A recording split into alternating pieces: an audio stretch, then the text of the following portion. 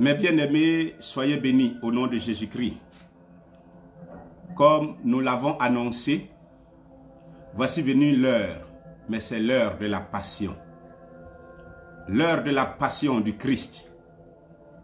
Et nous voulons profiter de ce moment merveilleux que notre chère Mère Église nous donne pour pouvoir célébrer notre roi des rois, notre roi de gloire, qui vit sa passion. Il est notre bien-aimé et c'est l'occasion pour nous de le lui signifier en l'adorant. Et c'est les paroles de Sainte Thérèse de l'Enfant Jésus, mon bien-aimé, ma beauté suprême. C'est avec ces paroles que je veux célébrer Jésus-Christ de Nazareth. Comme elle pouvait le dire, mon bien-aimé, beauté suprême, à moi, tu te donnes toi-même, en retour, Jésus, je t'aime, et ma vie. Oui, il est notre bien-aimé, frères et sœurs. Et je voudrais que tu le saches. Que Dieu a tellement aimé le monde qu'il a donné son Fils unique, Jésus-Christ, afin que quiconque croit en lui soit sauvé. Et avant de partir, ayant achevé sa mission, Jésus-Christ, notre bien-aimé, a dit: le plus grand acte d'amour que l'on puisse montrer, c'est de donner sa vie pour celui qu'on aime. Sachez que l'amour répond à l'amour et qu'un cœur qui aime attend une réponse d'amour d'un cœur qui doit l'aimer. Et c'est pourquoi je me joins à Sainte Thérèse de l'Enfant Jésus en cet après-midi pour chanter cette parole qui lui a été inspirée, mais que le frère Ephraïm de la communauté des Béatitudes nous a donné en cantique. Et je veux sans cesse,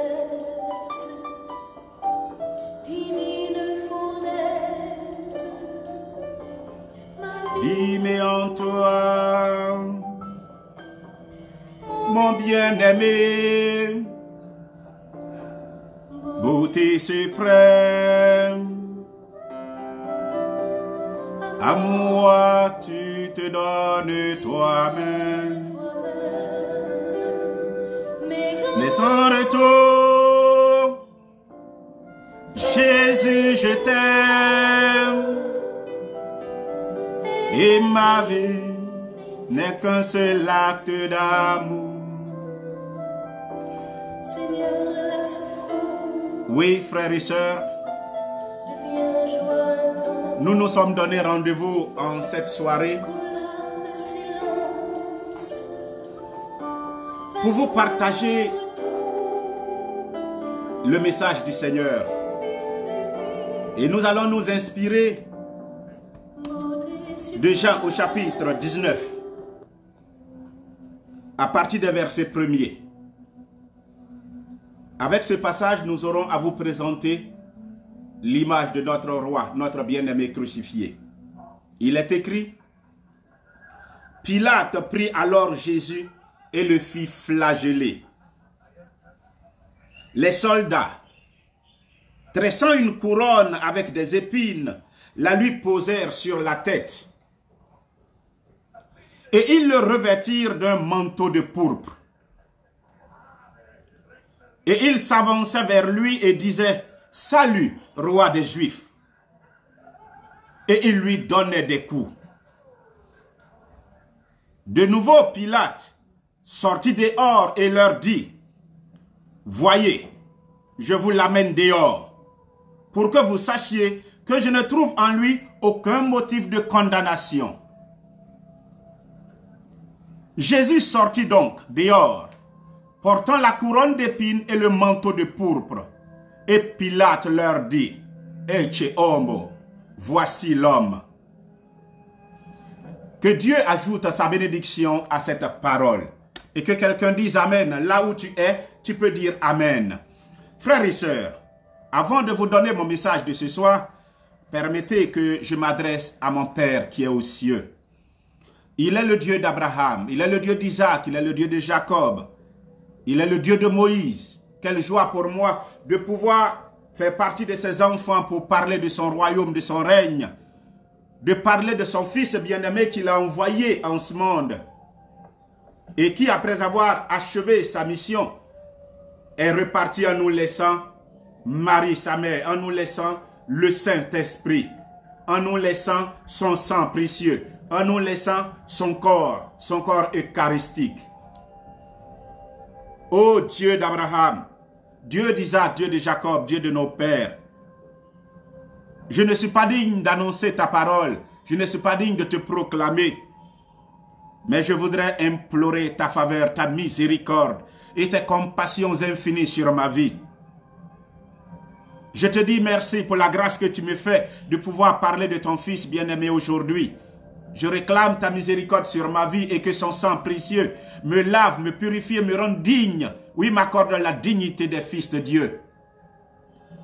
Rempli de son esprit, je crois que je peux parler à ton peuple. Ô Seigneur, merci pour ta grâce et merci pour ce moment que tu nous donnes.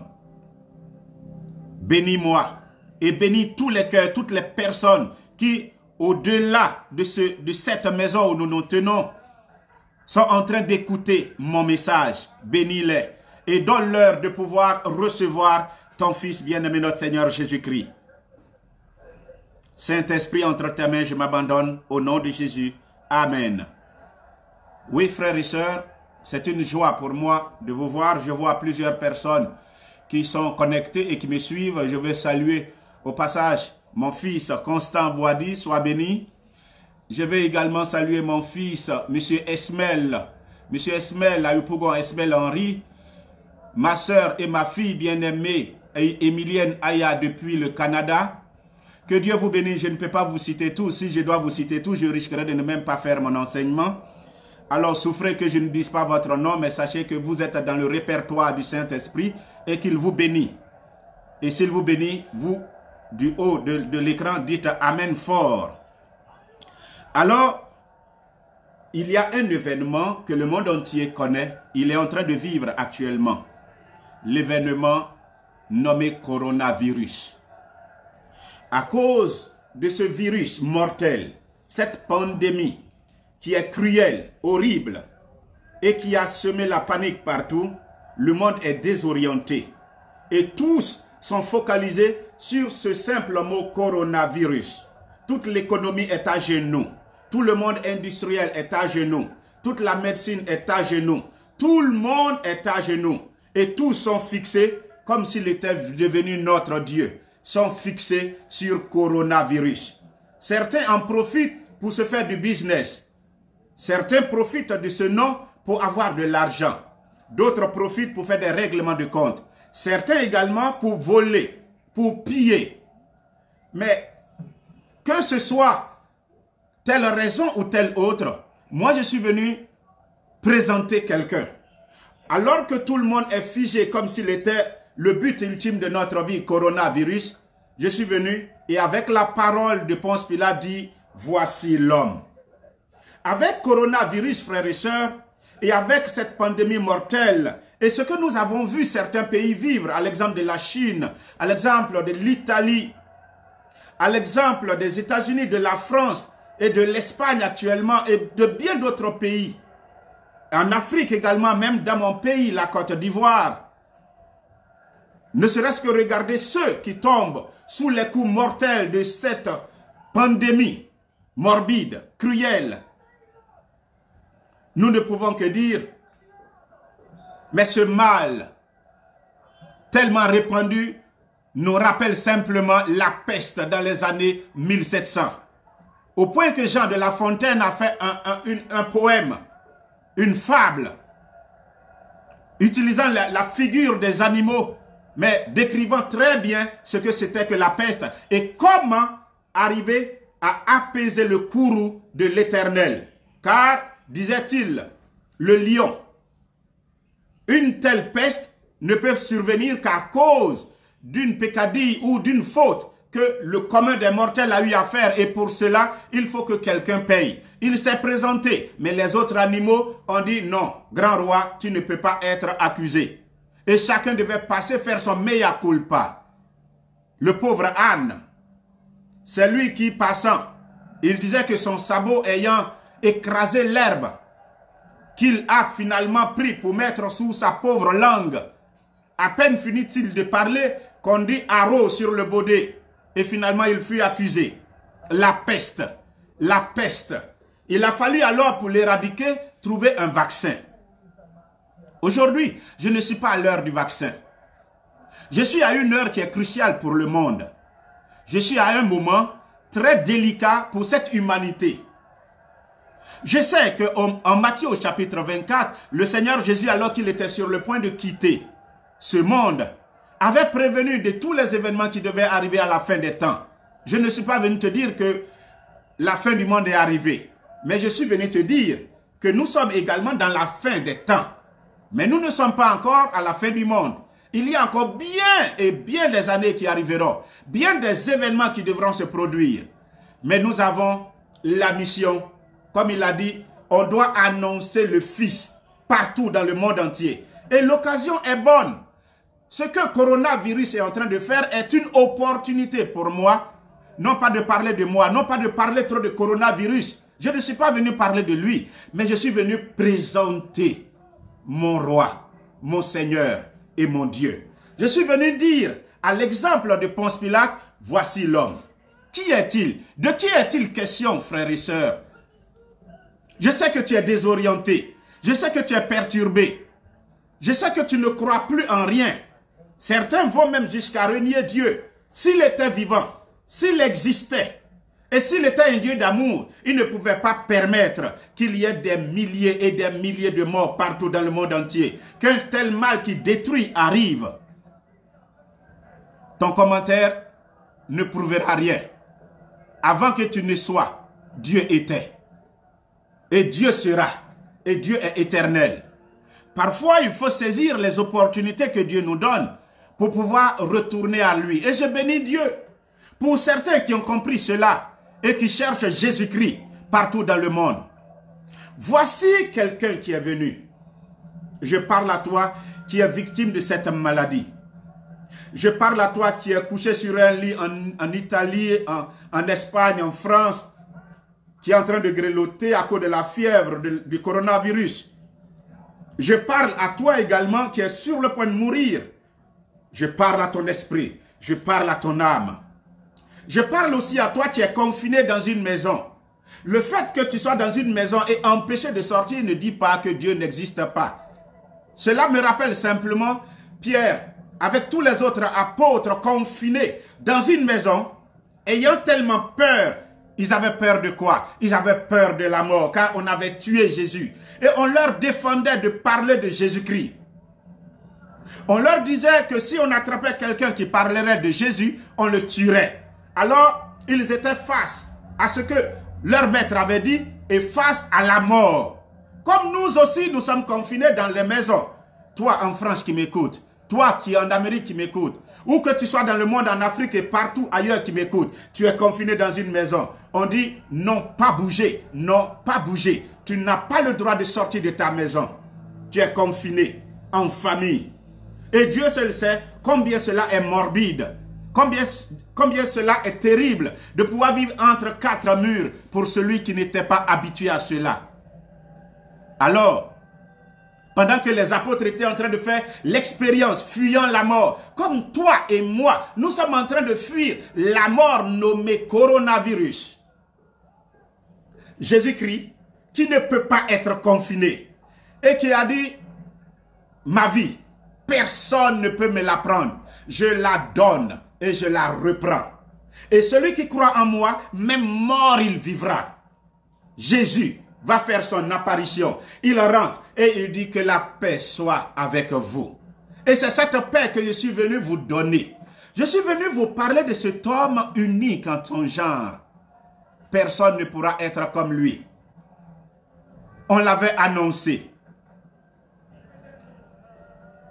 Dans le livre de la Genèse, au chapitre 3, Dieu va libérer sa première prophétie en disant, la descendance, je vais mettre le combat la guerre entre la femme et toi, serpent ancien, nommé le dragon, Satan ou le diable. Sa descendance t'écrasera la tête. Et la descendance de la femme, la Bible dit, la femme elle-même, on l'annonçait. Et il a fallu Luc, au chapitre 1er, la visitation de l'archange Gabriel à Marie, le jour de l'annonciation, que aujourd'hui nous sommes en train de célébrer, raison pour laquelle le pape nous a rassemblés à midi 00 au pied de la croix pour faire un Notre Père. Ce que nous, en famille, nous avons si bien fait. Alors, en ce moment-là, Jésus-Christ était la descendance de la femme. Dans le livre, on disait, le nom de la femme était Marie. Et Marie devait donner au monde un enfant. En Apocalypse au chapitre 12, on présente un enfant qui va régner. On a dit à Marie, tu donneras à cet enfant le nom de Jésus. Je suis donc venu te présenter Jésus. Il était annoncé. Moïse a parlé de lui en disant aux Juifs, un autre va venir après moi. Celui qui ne l'écoutera pas sera retranché du peuple de Dieu. David l'a annoncé au travers des psaumes. Ésaïe, le grand prophète, l'a annoncé. Jérémie l'a annoncé. Daniel l'a annoncé. Habakkuk l'a annoncé. Tous les prophètes l'ont annoncé d'une manière ou d'une autre. Il était la figure de proue. Il est celui de qui Dieu a toujours parlé. Car quand Adam et Ève ont péché, la Bible dit sans effusion de sang, il n'y a pas de rémission des péchés. Il fallait que le sang d'un homme pur, saint, coule pour que Dieu efface, qu'il prenne sur lui de faire miséricorde et qu'il efface tout péché, toute trace de péché. Le sang d'un animal ne vaut pas le sang d'un homme. Et un homme même qui mourrait, son sang est souillé à cause du péché originel. C'est pourquoi, et c'est de manière figurée, c'est de manière prophétique que Dieu va parler à Abraham en lui disant, donne-moi ton fils Isaac, que tu as tellement attendu. Justement, Dieu aussi a attendu, Dieu notre Père a attendu pendant longtemps pour que Jésus-Christ, son fils bien-aimé, vienne. Et lorsqu'il va arriver, il va accomplir sa mission. Mais pour que vous compreniez, quand Abraham a voulu prendre son enfant bien-aimé, son enfant qu'il aimait tant, pour le donner, alors qu'il a attendu pendant longtemps pour l'avoir, c'était avec un cœur meurtri, mais il l'a livré. Quand il devait faire le sacrifice, Dieu a dit, voici un bélier.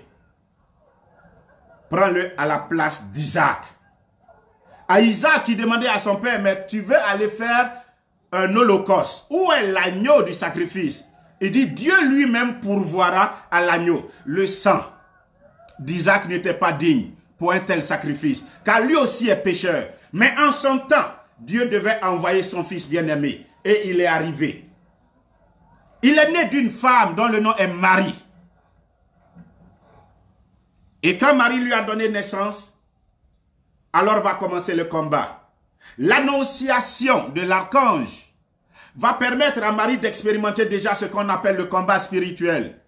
Lorsque déjà avec la grossesse, elle a failli être lapidée jusqu'à la mort, il a fallu l'intervention de l'archange, Gabriel toujours, à Joseph, pour lui faire comprendre qu'il ne devait pas se séparer de Marie, qu'il devait la garder, car ce qui est en train de se passer en elle était une œuvre de Dieu.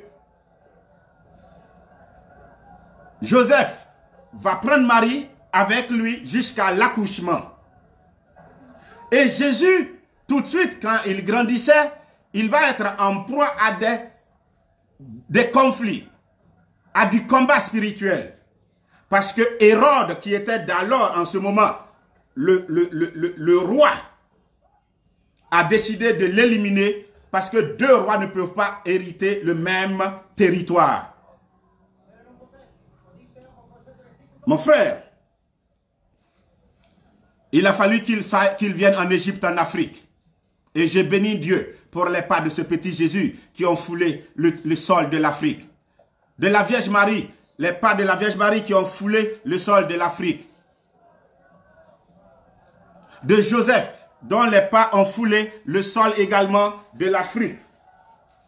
Je bénis Dieu pour cela. Je crois que leurs pas ont sanctifié l'Afrique, quel que soit ce qui arrive. Mais ce Jésus va grandir et à 30 ans, il va commencer son ministère. La première phrase qu'il va donner, c'est que le royaume des cieux s'est approché. Convertissez-vous et croyez à la bonne nouvelle. Cet homme-là, c'est de lui que Pilate parle. La Bible nous dit au commencement était la parole et la parole était avec Dieu. La parole était Dieu. En elle était la vie. Sans elle, il n'y a point de vie. Par elle, tout a été fait. Et rien de ce qui existe n'a été fait sans elle. Il est venu dans le monde. Le monde ne l'a pas connu. Il est venu parmi les siens. Les siens l'ont rejeté. Frères et sœurs, ils ne l'ont pas connu. Ils ne l'ont pas reçu. Ils n'ont pas voulu de lui. Mais la Bible nous dit, à ceux qui ont décidé de le recevoir, de croire en lui, Dieu leur a donné le pouvoir de devenir enfants de Dieu. Comme le monde le rejette, même les siens le rejettent, la parole du Saint-Esprit va retentir par la bouche d'un homme, un païen également, mais qui a une autorité pour le présenter à sa nation. Aujourd'hui, on le présente. Et comment on le présente? Et qui le présente? J'ai l'honneur de vous présenter Jésus-Christ. Le monde, vous le rejetez. Et pourtant Dieu dit qu'il a tellement aimé le monde qu'il a donné son fils. Le fils duquel il parle n'est aucun prophète qui est venu avant lui, n'est aucun prophète qui viendra après lui. Il est unique. Il dit je suis. Je suis. Il dit qu'il est. Je suis la vérité. Je suis la vie. Je suis la résurrection. Il dit celui qui croit en moi, il ne mourra jamais. Je suis m'envoie te dire en ce jour que devant le coronavirus qui te fait trembler au monde, Dieu avait déjà pourvu à l'agneau du sacrifice. Ton refus de le voir, ton refus de l'accepter, fait que tu souffres dans tout ce que tu es en train de vivre. Le monde a décidé de tourner le dos à celui que Dieu a donné comme un remède pour son mal cruel. Le pouvoir du mal vient du péché. Et le péché, ce pouvoir qu'il a, Satan, dans les mains, il l'utilise pour détruire l'humanité, pour déconnecter les hommes d'avec Dieu. Comprends, homme, toi qui m'écoutes, que ta venue en ce monde n'est pas le fruit du hasard.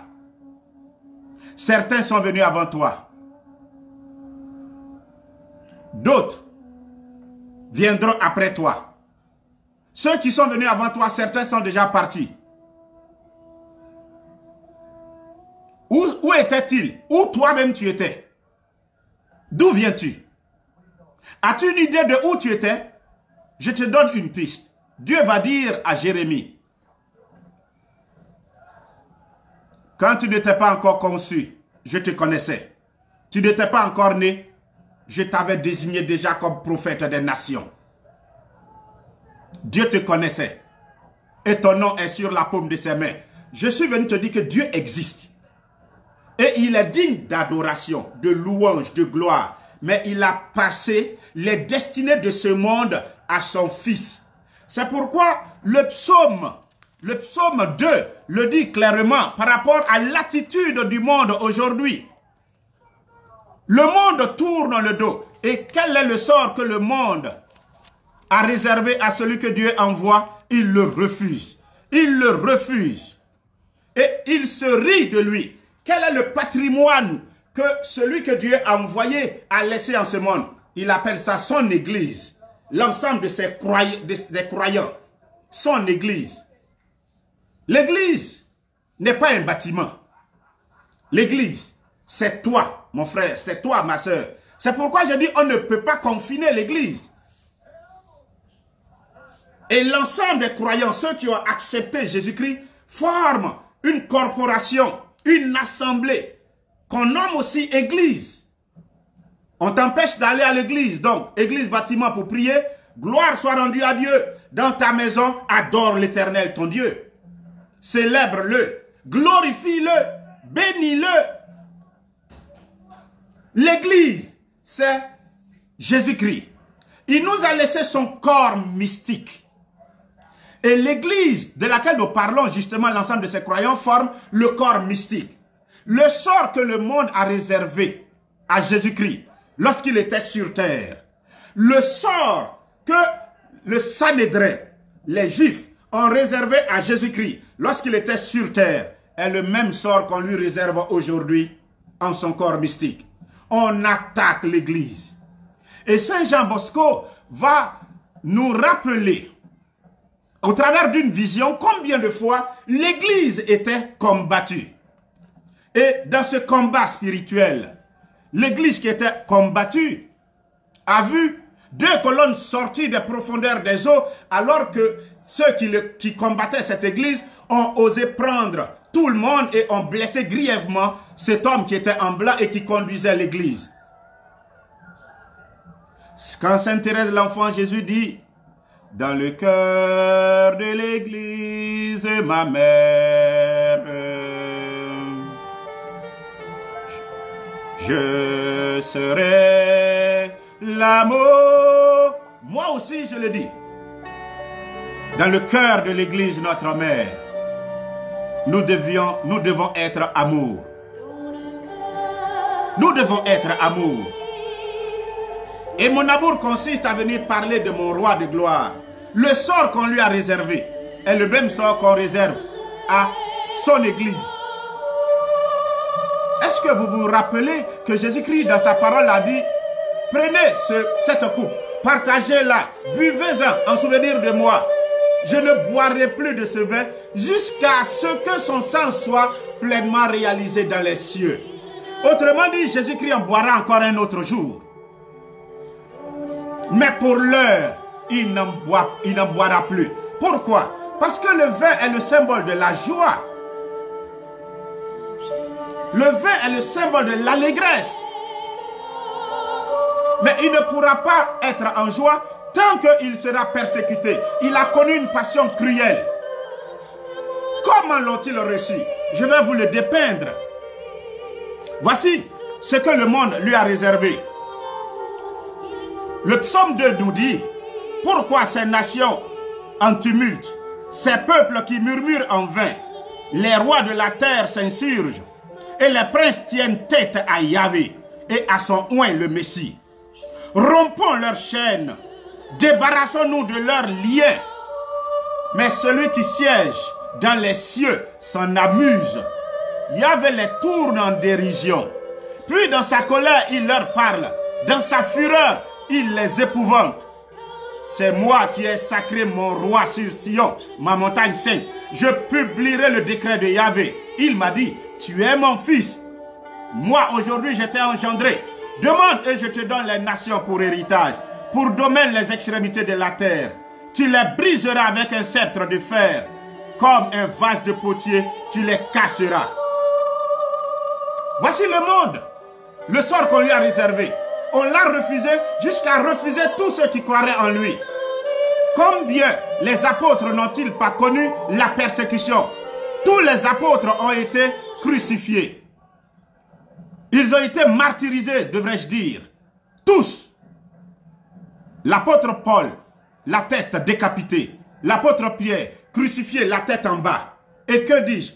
L'autre a été, Saint Jean, a connu la mort d'abord cuisante dans une marmite d'eau bouillante, d'huile chaude, d'huile bouillante. Mais il n'en était pas mort. On l'a fait ressortir jusqu'à ce qu'il meure par la suite, longtemps après. Ils ont tous souffert. Voici le sort qu'on réserve à celui qui décide de croire en Jésus. Alors ne sois pas étonné si tu es traqué, si on ferme les églises, si on a dans le viseur de tous l'église, le mot église, le mot croyant. Si on tue les croyants, ne sois pas surpris. Seulement, ton roi de gloire, Jésus-Christ, qu'on nous présente, te dit, ne craignez pas ceux qui peuvent tuer le corps, mais qui ne peuvent rien faire à l'âme. Ne crains pas, toi qui m'écoutes. Ne sois pas désespéré. Notre roi de gloire, celui que le monde a refusé, est encore là parmi nous. il est avec nous pour manifester sa grâce. Tu étais déçu, tu étais découragé. Il est là aujourd'hui, à ta porte. C'est Pilate qui nous le présente en disant, voici l'homme. Et lui, l'homme, il te dit, je suis à la porte et je frappe. Celui qui entend ma voix et qui m'ouvre, j'entrerai et je dînerai avec lui.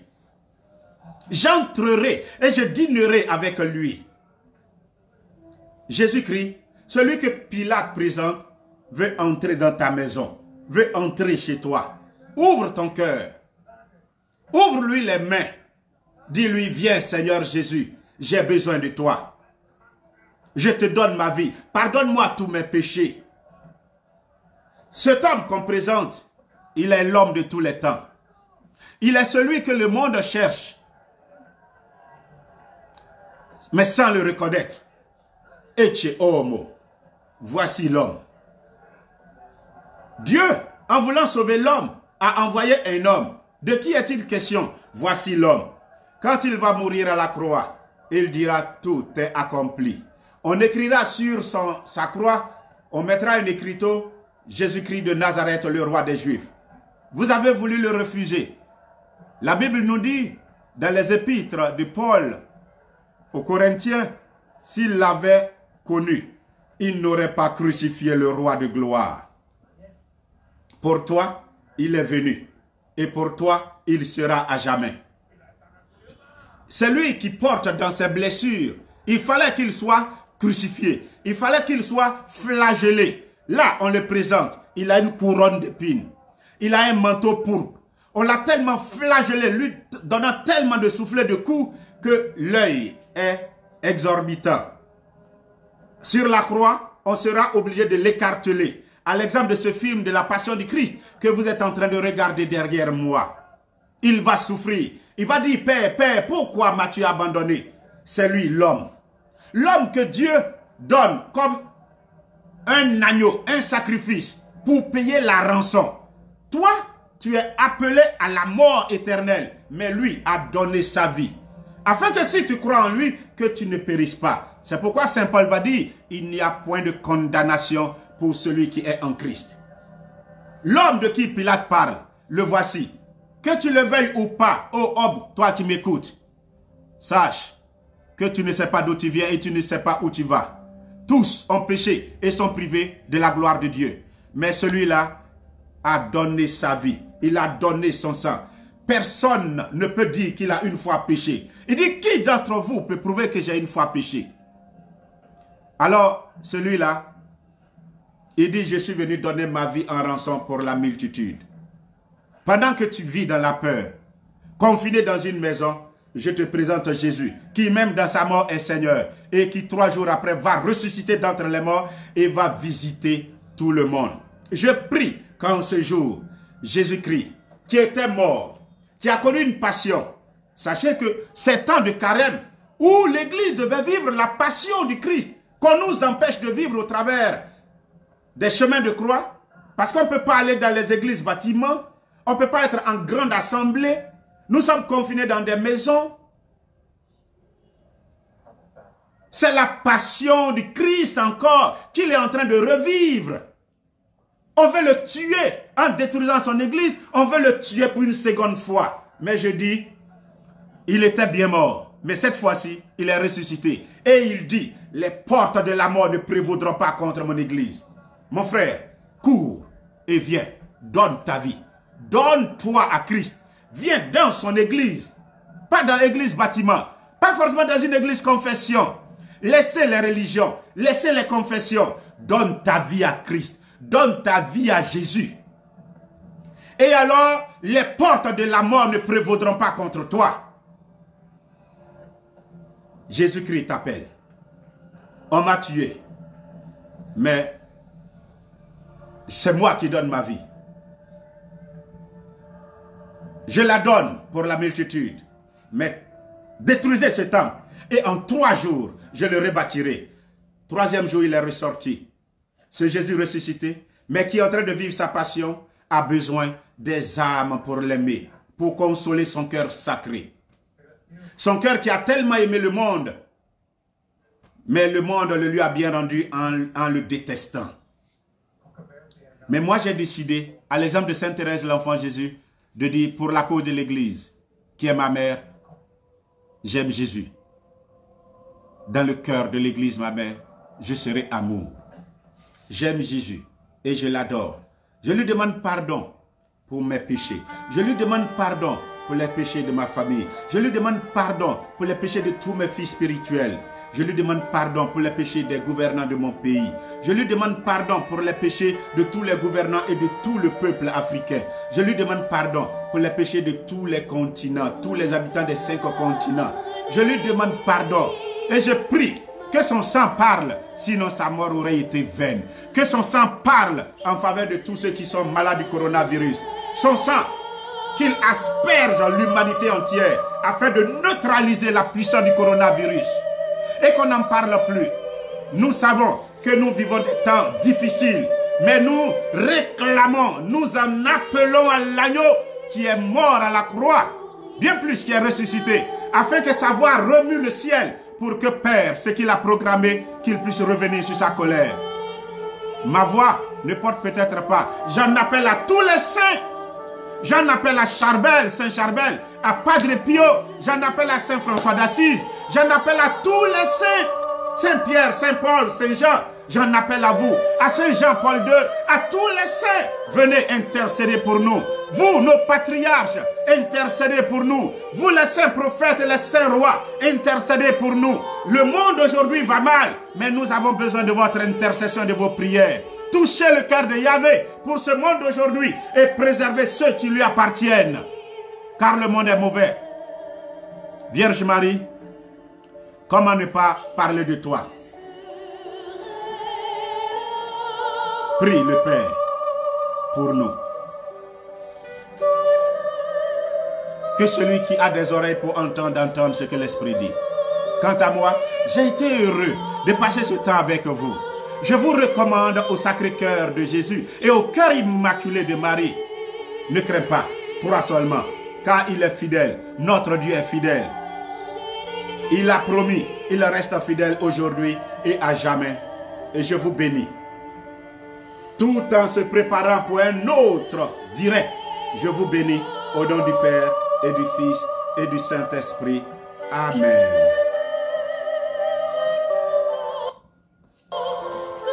Merci.